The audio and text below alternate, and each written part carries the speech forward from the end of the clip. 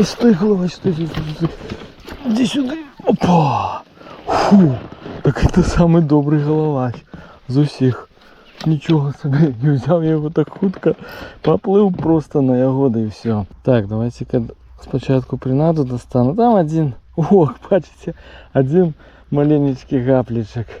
Такий во, чорний хрущ мені спрацював.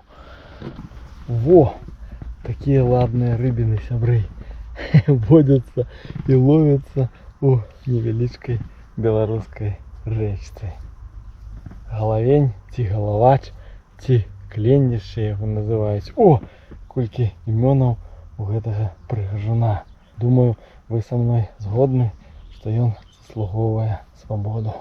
Давай, калі ласка, головач, иди назад у речку.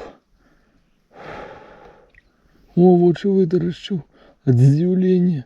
Што гэта робіцца? Спачатку злавілі, потым адпускаеш. Опа! Ось так это робится. Ось так отпускаются пригожие рыбы.